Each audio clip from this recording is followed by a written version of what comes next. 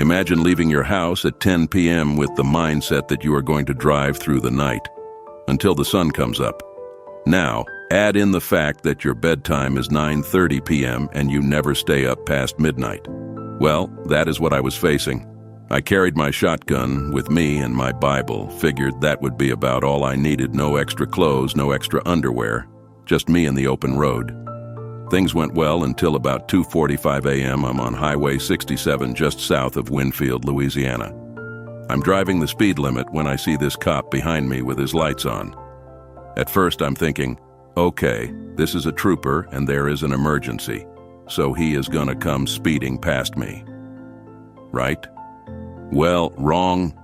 He gets right up on my tail and pulls me over, jumps out of the car, moving fast, flashlight in hand, shining it inside my truck. Then he bangs on the window and demands that I get out. Now, I'm not sure what kind of emotional roller coaster this guy is on. Being a former cop, I understand that we are all just men. For all I knew, he just found out his wife was sleeping with his brother and his dog has cancer. What I did know was that we were all alone on the side of the road and it was 3 a.m. Prime time for some crazy stuff to happen and one of us loses our lives. So I roll the window down, smile and say, "Hey officer, what can I do for you?" That is when I get a good look at his eyes and there is this look of panic and anger. He says, "Sir, please step out." I tell him I'm a retired cop and I have done nothing that requires me to step out of my vehicle. Now he is shining the light at the bed of my truck and he says, "Sir, please step out of the vehicle."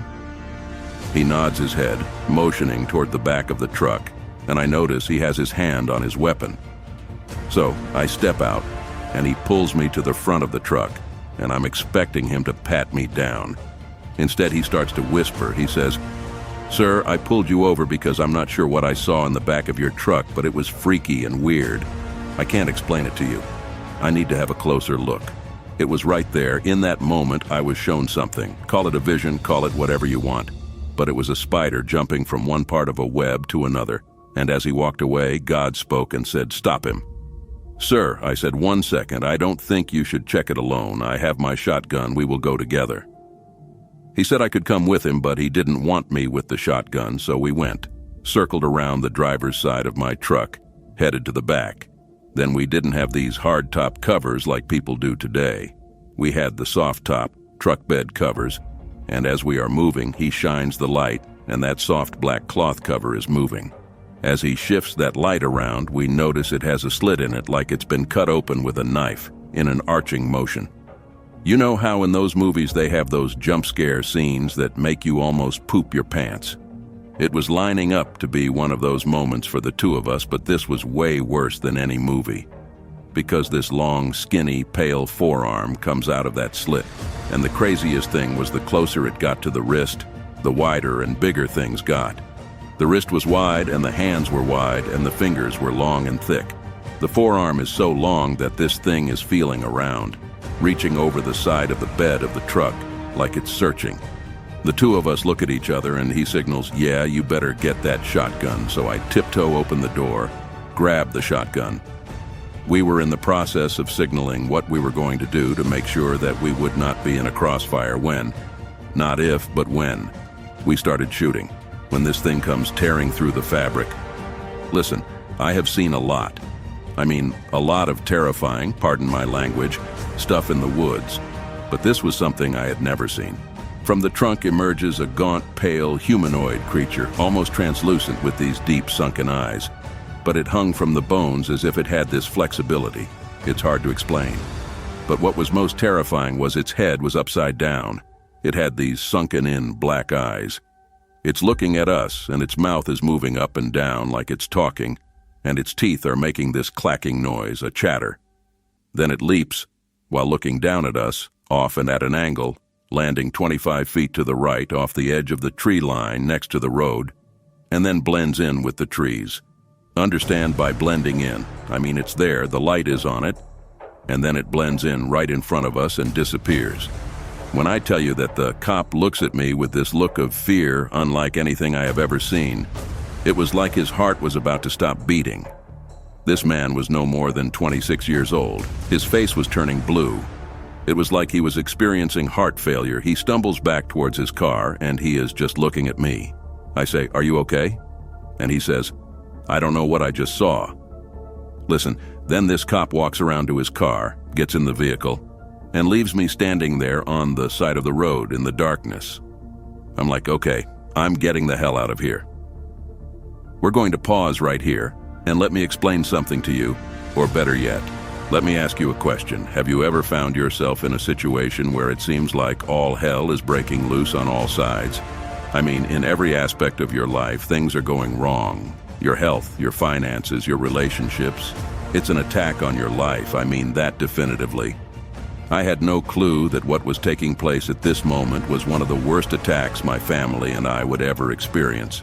By family, I mean everyone you have heard me speak of in this story. However, this was the launch of an attack unlike anything I have ever seen.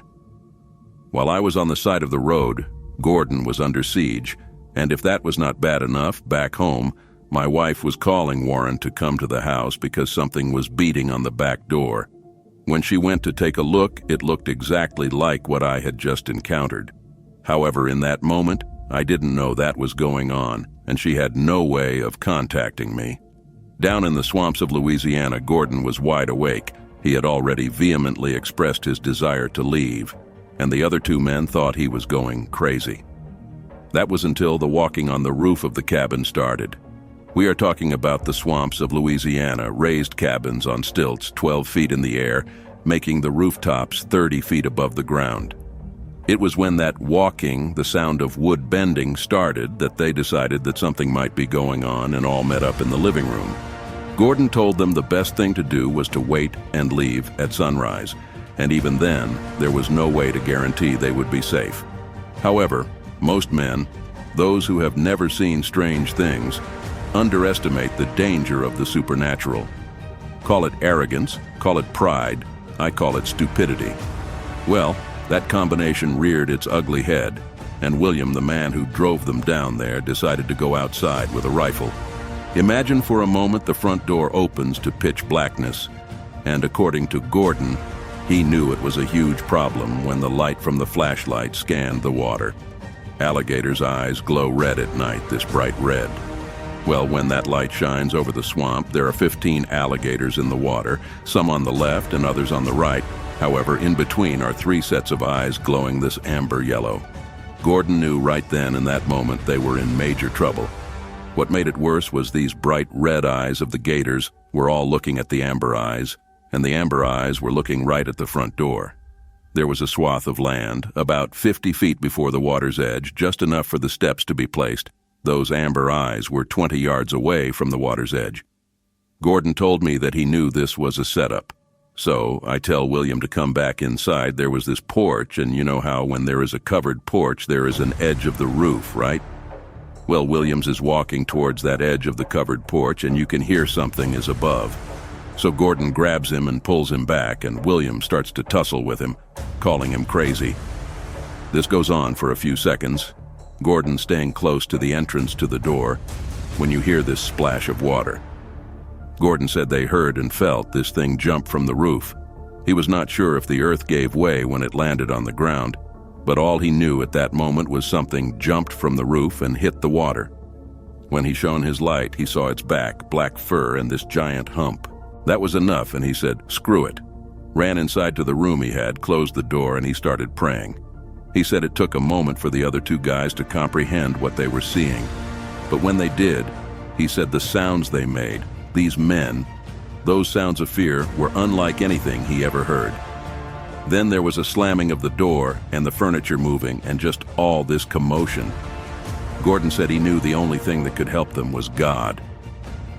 Now here is the weird thing, according to Gordon. He was praying, his adrenaline was pumping, fear raging, and then the next thing he knew, he was asleep.